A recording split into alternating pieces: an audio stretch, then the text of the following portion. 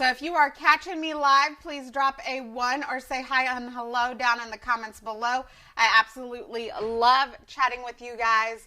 And if you are catching the replay on this, hashtag replay or the number 2 down in the comments.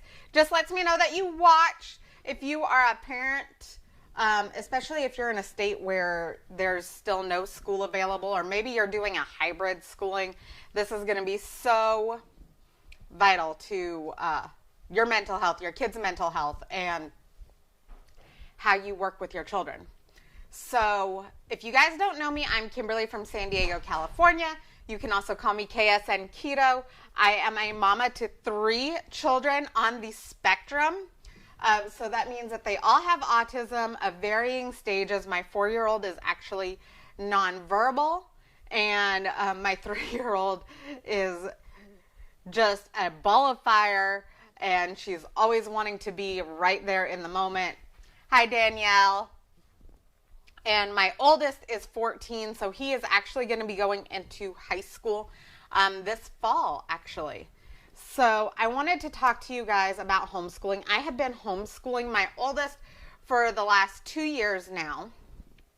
And my 4-year-old obviously was in a regular preschool, and then we brought him home in March when all of our schools shut down. Hi, Danielle. How are you? I hope you guys are having a great Valentine's Day. I feel like this is a totally appropriate subject for today, especially not just because it's Valentine's Day. Tomorrow is a holiday. And as parents and children, we all need that mental break. So I homeschool through an actual homeschool program for my 14-year-old.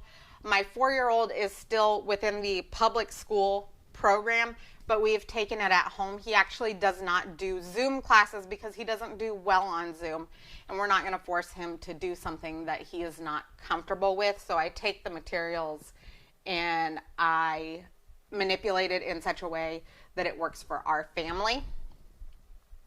And my 3-year-old is actually supposed to be in school right now. But because our offices were closed for a period, I haven't been able to get all of the necessary paperwork to get her completely enrolled. And we are also probably going to be homeschooling for the foreseeable future. I don't know how many of you guys are parents and you have the same situation going on. Maybe you're in a state where you're homeschooling. Maybe you're in a state where you're hybrid schooling, so they go part-time and they're home part-time. It is really rough for parents, and I fully get that.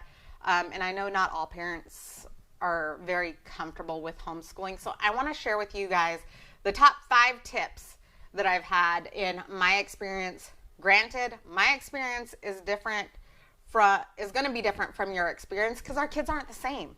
And that's completely fine. But I feel like these are the top 5 tips that can relate to all parents and all kids when you're in a homeschooling situation. Sorry, y'all. I'm still catching up on my water intake. So first and foremost, the best thing I ever did was I got my son set up with his own little space. So for my oldest, that means that he has a computer to do his Zoom classes on because he does 3 Zoom classes and I teach him everything else. So he's got an area that is strictly for him. He's got a desk, he's got his computer, he's got an area where all of his books are, all of his materials are set up, and it is something that he is comfortable in, and I let him be a part of that.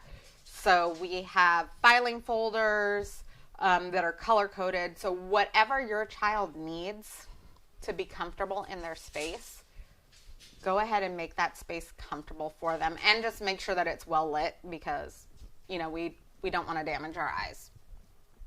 And it's so vitally important. If your child is doing a lot of Zoom classes, I highly recommend blue light glasses to prevent them from having headaches, because I know that I get headaches if I stare at a computer screen for too long. So blue light glasses are amazing just as a toolkit for them, okay? So first off, get them their own space. Get whatever materials are necessary for them to feel comfortable, okay? And by the way, if you guys are just jumping on, just say hi and hello. I'm giving you guys my top 5 tips for homeschooling at home or hybrid schooling or whatever you're doing if you're teaching your kids at home. The second one is to take frequent breaks. We're not at school. We don't have to sit in a chair. We don't have to do it in a set 8 hours. Make your schedule whatever is comfortable for you and your family. My family, my oldest doesn't do well with doing schoolwork before 9 in the morning. Excuse me. And he also doesn't do well when he has to sit in a given spot for more than about 45 minutes. So every 45 minutes, he takes like a 15-minute break, a 20-minute break.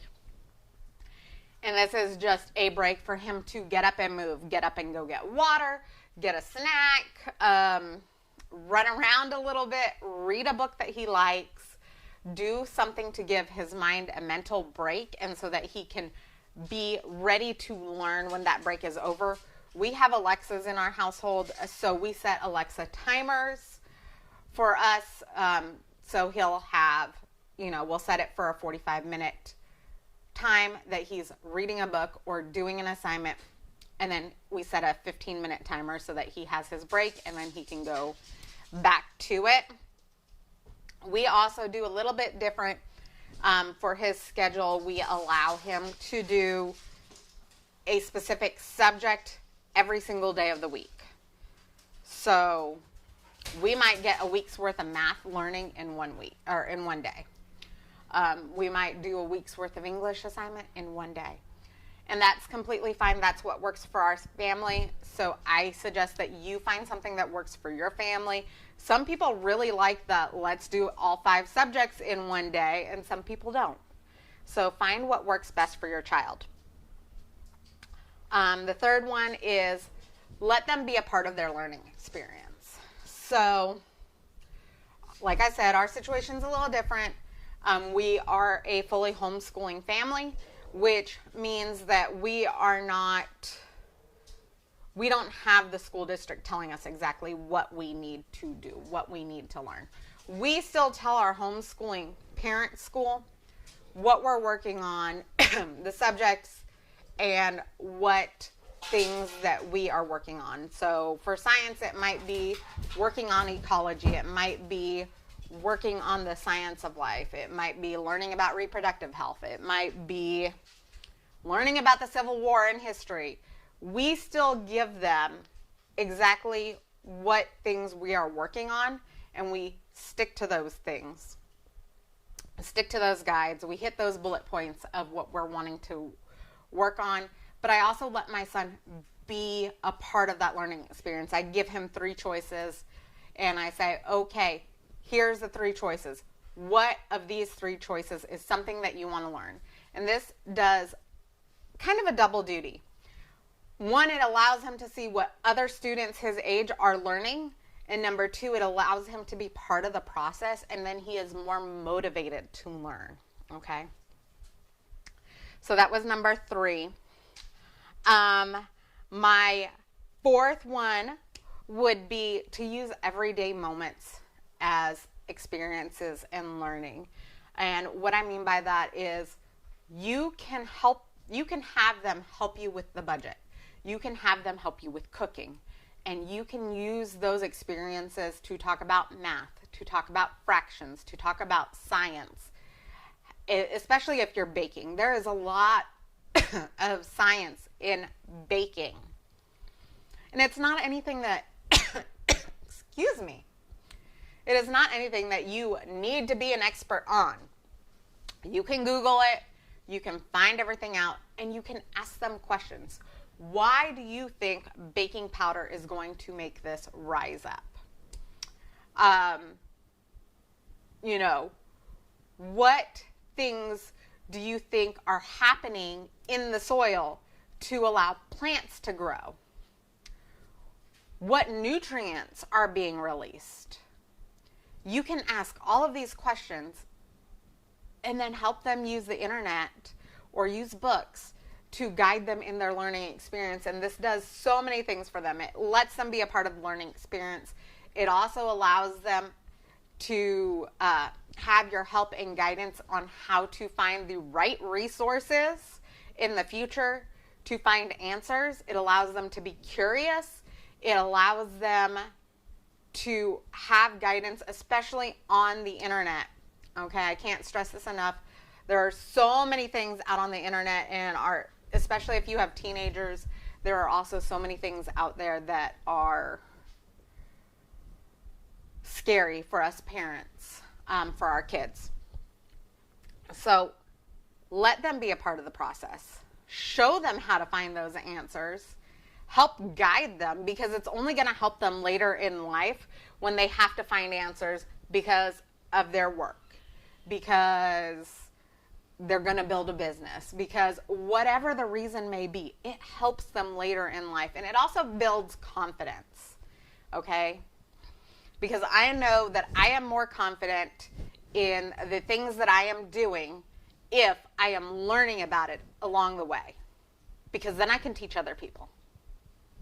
And kids are the same way. They want to be able to teach other kids. They want to be able to explain things. They want to be able to understand. So let them have that. And my fifth tip is probably the most important. It's to give yourself grace. You are a parent. And yes, you are your child's first teacher. At the same time, you're not a teacher, okay? And I know that seems a little weird, but at the same time, like, teaching is not your full-time job, and maybe it's not your calling, okay? Because let's face it, there are people that are called to teach. Like, that is their true passion in life, is that they want to teach. And amen to them, because so many of us send our kids out to a school to learn and to grow and have all of those wonderful people be a part of our children's lives and help them learn and grow and become better people. Okay? Give yourself grace, especially if that is not your calling. Maybe your passion is health. Maybe your passion is trading. Maybe your passion is IT work, okay? It is okay that you may not be the perfect teacher. Give yourself grace. Give your child grace. This situation is extremely stressful, especially if it's not a situation that you are choosing to be a part of, okay? I chose to go into the homeschool community, and I went into the homeschool community before all of this came out with my oldest. With my 4-year-old, that was an adjustment. I was used to my 4-year-old going off to preschool, having these special need teachers help him in ways that I couldn't help him. And now he's home full time, and I love it. I love being with my kids. But at the same time, it is stressful. So give yourself some grace. It is okay, and it is okay that it is not perfect. So if you feel any of that, like truly feel any of that, drop a heart down in the comments. Let me know that you feel it. Like I said, these were my top 5 tips for homeschooling. This is something that I've learned in the last 2 years, and I feel that, at least in San Diego, I don't know where you guys are at, if you guys have gone back to school or if you guys are coming back home from school, okay? Because I know there's a lot of different situations going around with the homeschooling or with schooling in general, okay? So my top 5 tips again is give them their own space, make it conducive to their learning style, okay? Let them help pick it out. Let them help design it. Just make sure that it's well lit and it's organized in such a way that you and your child can both work in there. Okay? Take frequent breaks.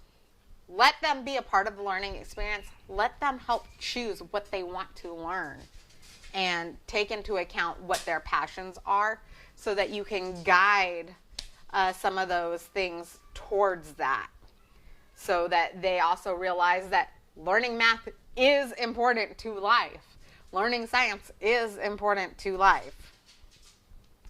okay? Use everyday experiences. Can't stress this enough. Use everyday experiences as much as you can to help that be a part of the learning process. It does help them so much with not fighting back with all of their learning experiences. And 5, give yourself grace. Give yourself grace. Give your child grace. It is a tough situation, and we will all get through this. So I hope you guys got great value out of this. I know it's not keto, and it's a little bit different than I'm a part of, but I also know that I have a lot of friends that are homeschooling or have their children home. Maybe they're doing Zoom calls, and it is so difficult for them. So I hope that what I've learned in the last 2 years of homeschooling is going to be beneficial to you guys and to your families, and to give you a little mental break. So if you got great value out of this, please share it out. Tag your friends and family in it, or share it out to any groups that you think might be relevant, okay? I truly appreciate it, and I will be coming live tomorrow with something brand new for you guys. I'm also starting my reboot tonight. My husband's going to be grilling steaks here in just a little bit.